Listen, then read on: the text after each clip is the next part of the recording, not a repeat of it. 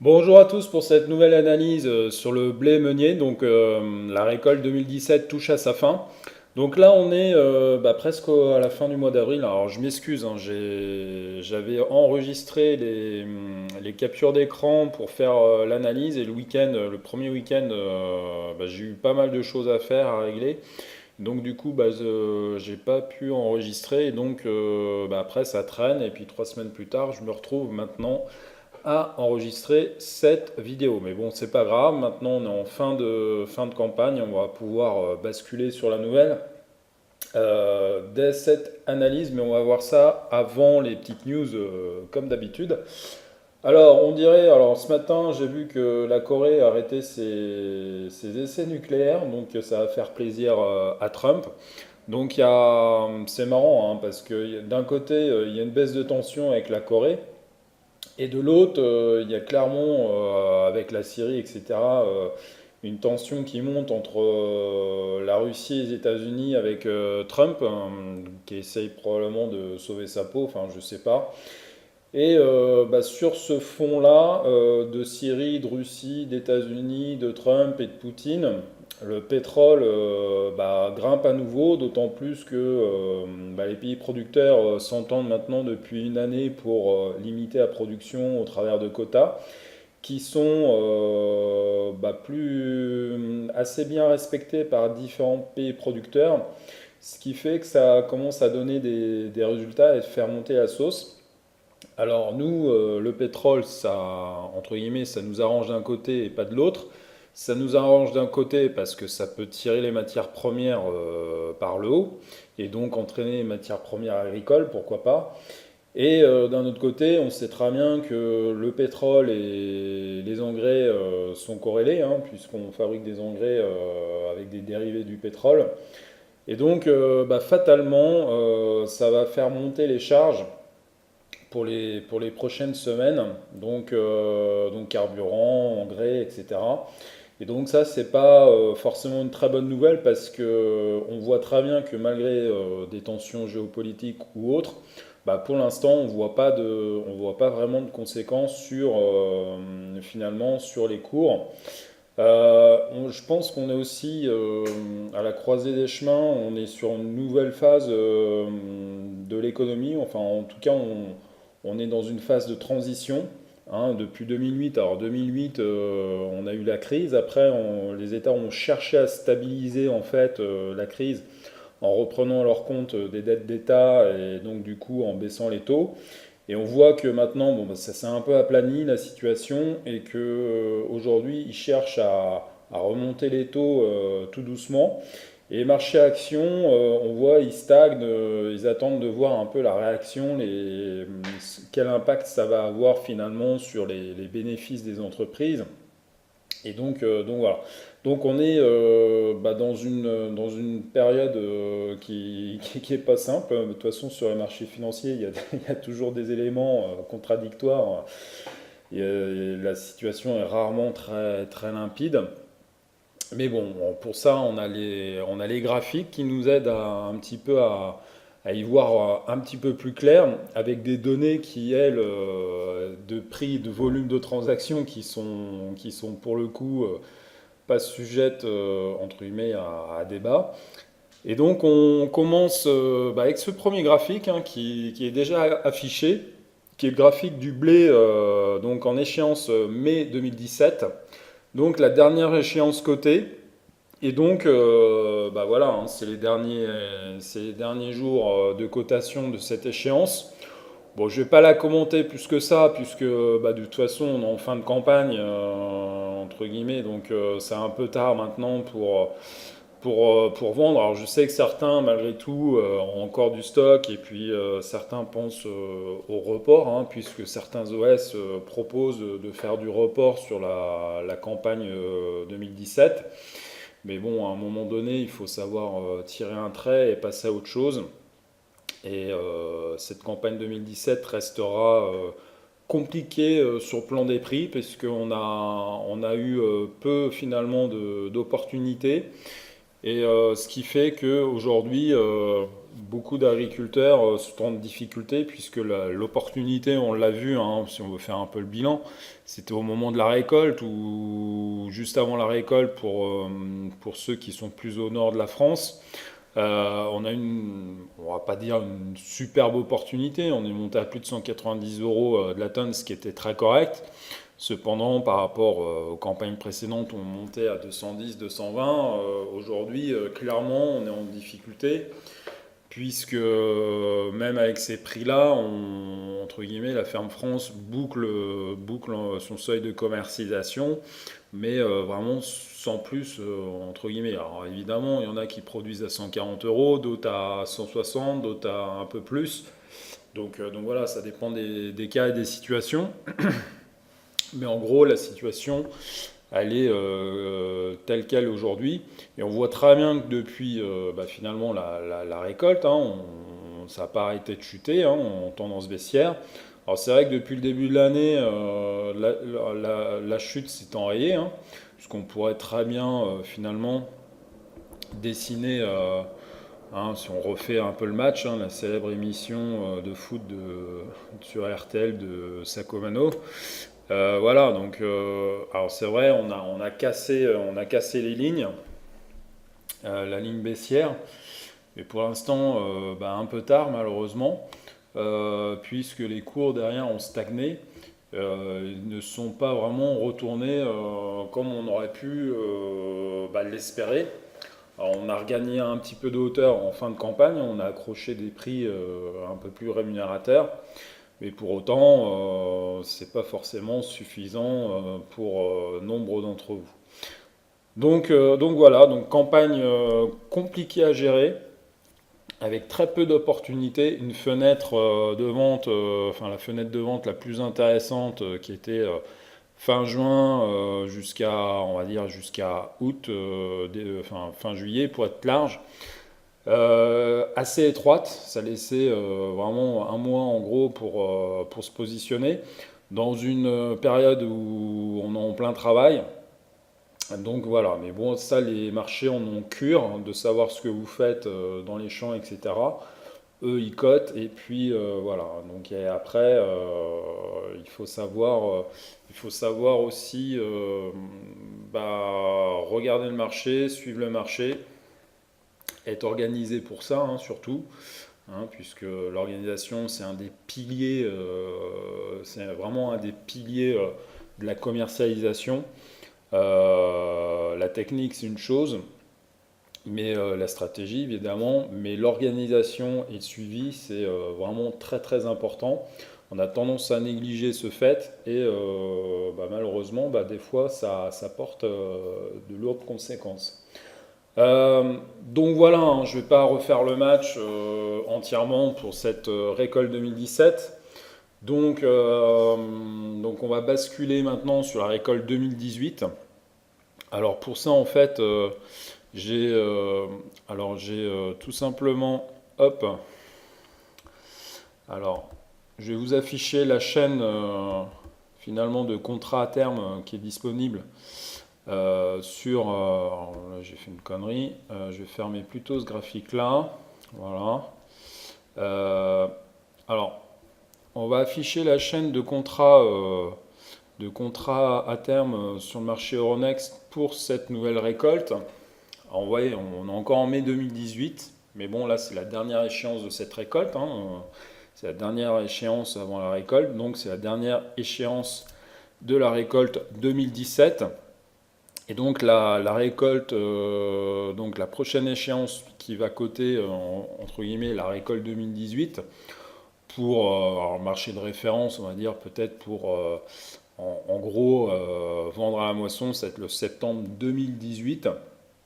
Et puis ensuite, pour ceux qui veulent stocker un petit peu plus, le marché de référence de beaucoup d'OS aujourd'hui, c'est plutôt le décembre 2018.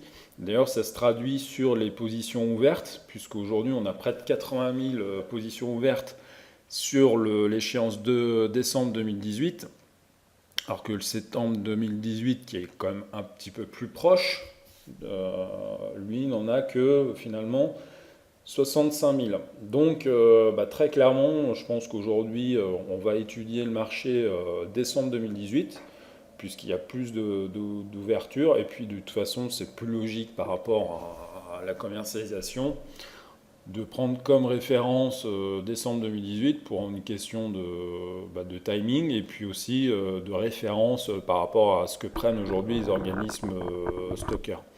Donc voilà, pour autant, bon, on peut regarder septembre 2018, ceux qui par exemple vendent tout à la moisson, ça va être plutôt cette échéance-là qui va les intéresser.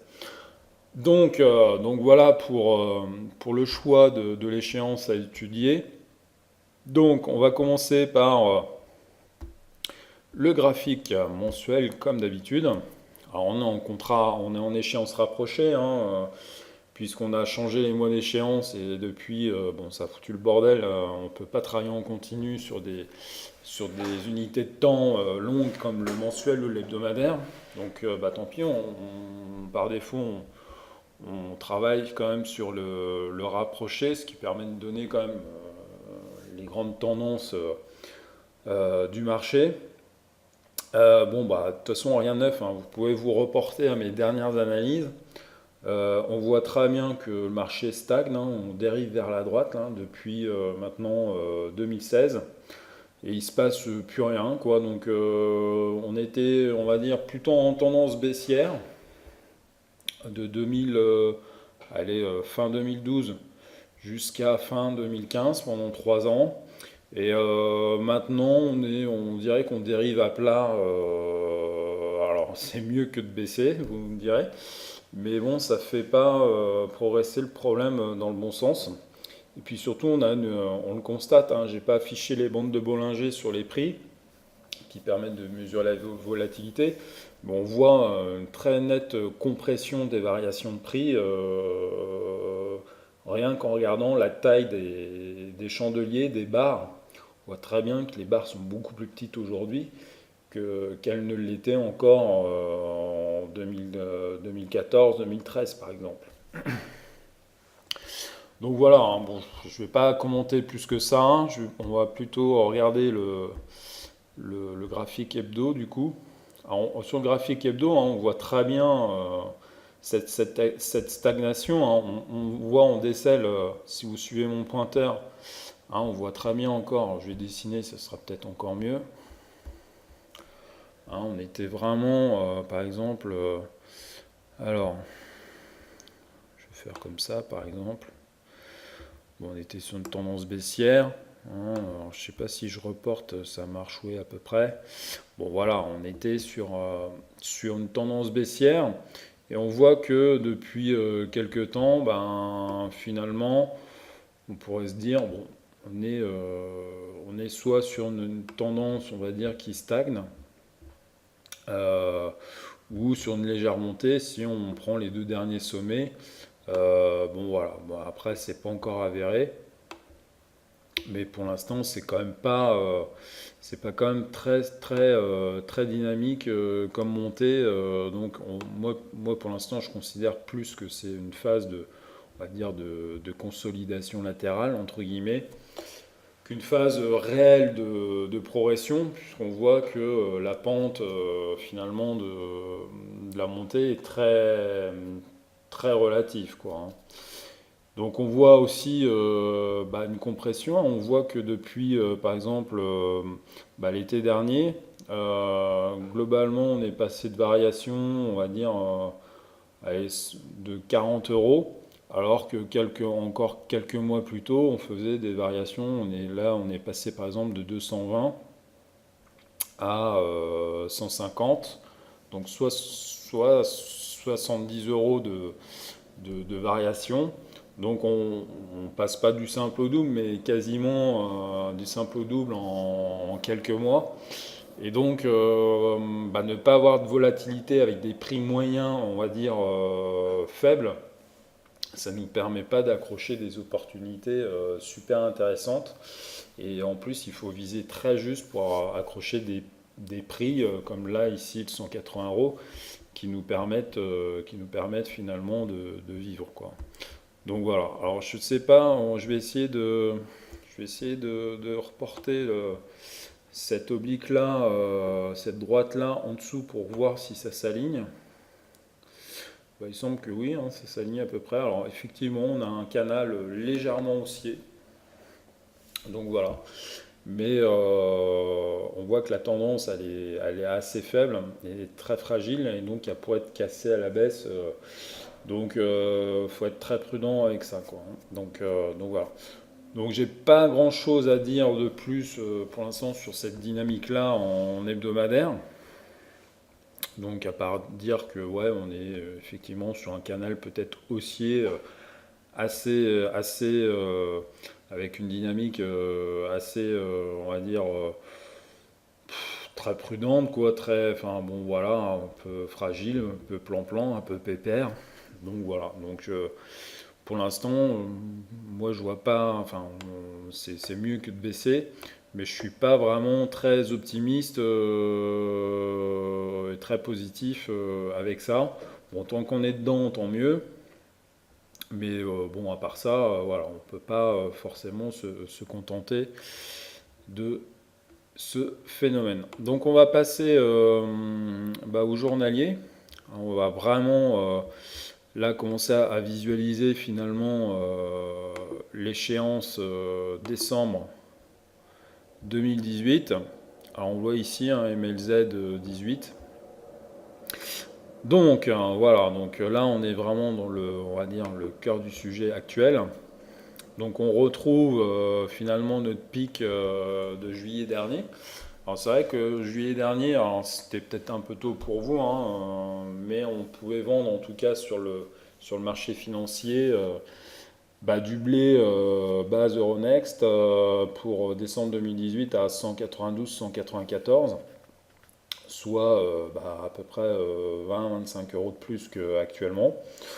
Donc voilà, donc aujourd'hui je pense que beaucoup signeraient pour avoir des prix sur cette base-là. Mais malheureusement c'est pas encore le cas. Mais bon, là on est au début on va dire, on est au début de la campagne. On est dans entre guillemets le weather market, donc il peut se passer beaucoup de choses jusqu'à la récolte. Donc on peut espérer gagner, pourquoi pas, 15-20 euros, quoi. Bon après, rien n'est fait. Et évidemment, tout est à faire. Donc, alors aujourd'hui, sur un plan technique, si on commence un petit peu à mettre les jalons, on voit très bien qu'on a les fameux 180 euros, hein, c'est toujours les mêmes repères, hein. De toute façon, pour l'instant, on ne change pas les repères au niveau des campagnes, c'est toujours les mêmes.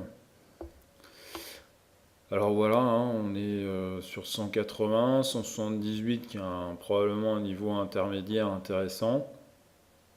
On voit que les 170, en plus c'est un chiffre rond, ça tombe bien, qui avait été pas mal travaillé à plusieurs reprises. Donc on va dire que c'est un support intermédiaire qui est assez intéressant.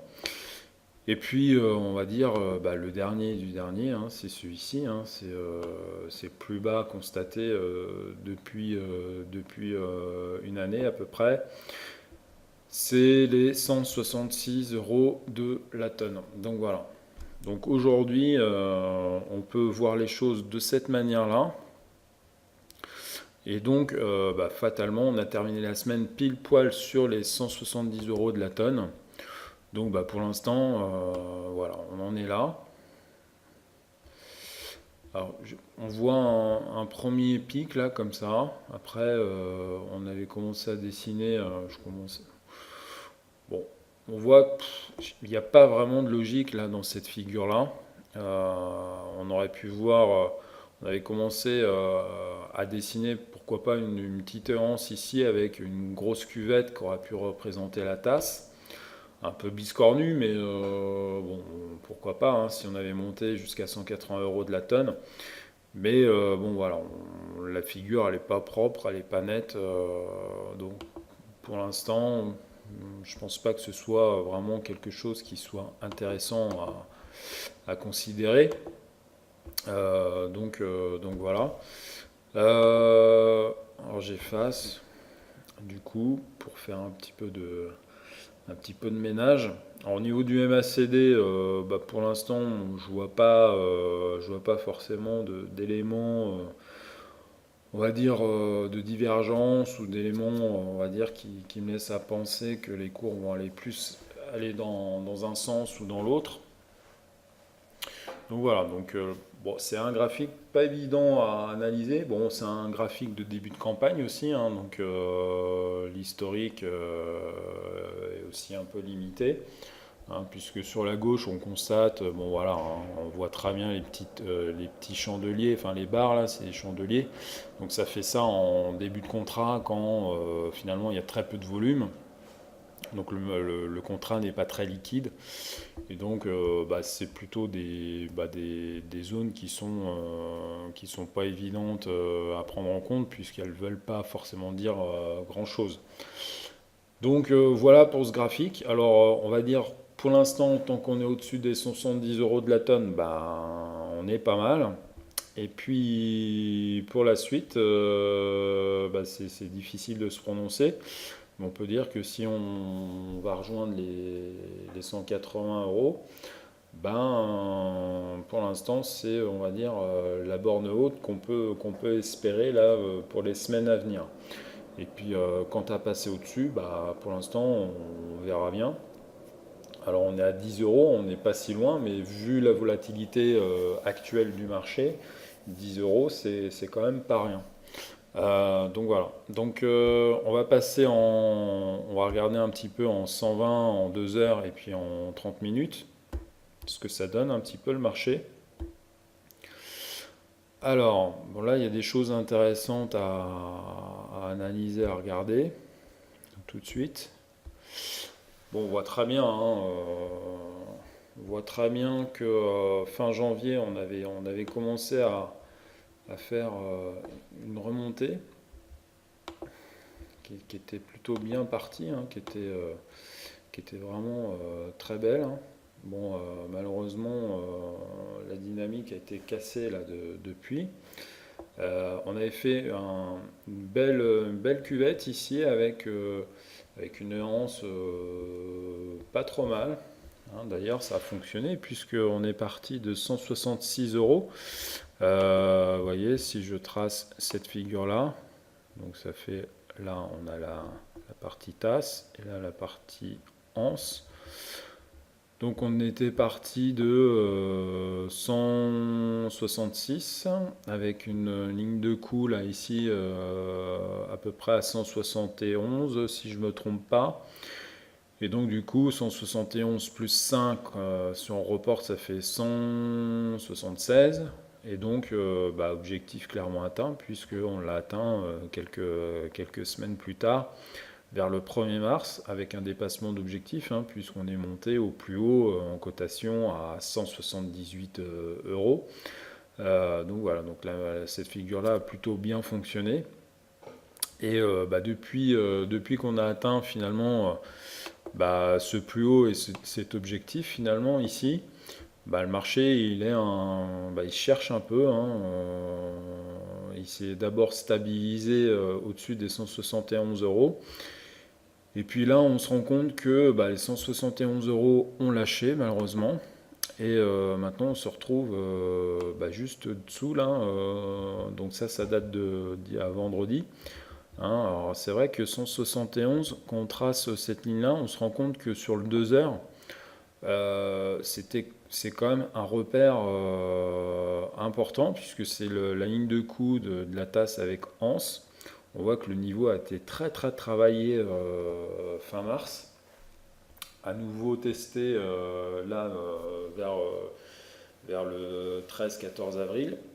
Et là, en fin de semaine, la semaine passée, on vient de casser finalement ce repère. Donc c'est un peu dommage. Mais bon, pour l'instant, c'est comme ça. Alors, c'est pas perdu, hein, parce qu'on voit que on travaille plus. Le graphique qui va commencer à être un peu chargé là. J'en suis désolé. Mais on voit, vous voyez qu'à ce niveau-là, février, etc., On avait aussi beaucoup travaillé sur la zone des 170, 171 euros. Et donc finalement, bon, c'est pas perdu. Il faut absolument qu'on se maintienne là à court terme sur les 170 euros pour pouvoir espérer se maintenir déjà à ce niveau-là, puis ensuite remonter, pourquoi pas, vers les 175, voire les 178. Donc voilà, mais bon, pour l'instant, on n'en est pas encore là, malheureusement, mais pourquoi pas. On va jeter un œil sur le 30 minutes, comme je vous l'ai dit. Hop. Donc on retrouve, cette zone-là des 100, 170, 171. Donc tout en bas de la zone de prix, hein. Donc ici. Donc effectivement, pour l'instant, sur ce graphique-là, on a un peu cassé ce niveau-là. Donc c'est un peu dommage. Faudra voir là en début de semaine, voir si les cours réagissent dans le bon sens et si on est capable de revenir on va dire en arrière. Mais pour l'instant, c'est pas, on va dire que c'est pas très bien engagé. Sur les MACD, on n'a pas d'éléments qui semblent indiquer le contraire. Donc j'ai bien peur que pour l'instant que la chute à court terme, en tout cas en début de semaine, continue. Et donc malheureusement on parlait du niveau des 170 euros sur le 2 heures et que ce niveau-là finalement soit rapidement en danger. Donc on verra bien ce qui se passe en début de semaine. Et donc voilà, je ne peux pas vous en dire vraiment plus là pour l'instant. Donc alors pour synthétiser, hein, la récolte 2017, hein, c'est la fin, hein, malheureusement, hein. Tous les OS, de toute façon, maintenant, quasiment tous vont fermer leur campagne à fin avril. Certains l'ont déjà fait depuis la mi-avril. Donc là, on est soit vous liquidez vos stocks si vous en reste, soit vous pouvez, pourquoi pas, prendre la décision de faire du report. Mais bon, là, c'est se brancher en mode espoir encore pour quelques semaines, quelques mois. Mais bon, pourquoi pas, hein, ça peut être une stratégie payante au bout, hein, même s'il faut financer les stocks. Cependant, on voit, alors aujourd'hui on débute la campagne 2018, hein, donc on a pris une échéance décembre. On voit que le marché part sur les mêmes bases un peu que 2017 et que de toute façon, pour l'instant, on n'est pas dans une dynamique très très très très bonne, même si on est stable, voire légèrement haussier. On voit très bien que sur le court terme, le marché reste fragile et qu'on pourrait enfoncer le support des 170 très prochainement. Donc voilà, bon, cependant, il nous reste encore pas mal de temps pour voir des prix plus intéressants pour nous qui souhaitons vendre au mieux notre production. Donc voilà pour cette analyse du mois d'avril. Écoutez, je vous souhaite de bons semis pour ceux qui sont encore dans les semis. Et puis on se dit à très bientôt en mai pour une nouvelle analyse sur le blé meunier. Voilà, à plus.